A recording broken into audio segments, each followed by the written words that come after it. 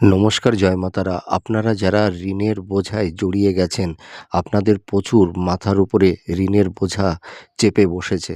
হয়তো আপনারা লোন নিয়েছিলেন, সেই টাকাটি হয়তো সঠিক ভালোভাবে পরিশোধ করে উঠতে পারছেন না।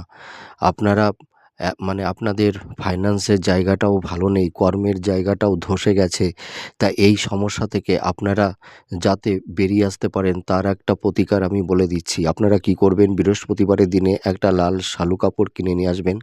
সেই লাল শালুর ভেতরে ৩টি আতপ চাল দেবেন, আর ৩টি ফুল সমেত লবঙ্গ, আর ৩টি গোলমরিচ, আর ওর সঙ্গে সামান্য একটু কর্পূর দেবেন। আর কি করবেন, সামান্য একটু গুঁড়ো হলুদ আর একটু মেটে সিঁদুর, ঠিক আছে? এইগুলোকে একত্রিত করে ওই লাল শালু দিয়ে ওটাকে পুঁটলি করবেন। এবার ওইটাকে কি করবেন, আপনারা বৃহস্পতিবারের দিনে আপনাদের যে ঠাকুরের আসন আছে সেই আসনে রেখে দেবেন। দেখবেন এই সমস্যা থেকে আপনারা কিছুটা বেরিয়ে আসতে পারবেন। জয় মা তারা। সুস্থ থাকুন, ভালো থাকুন।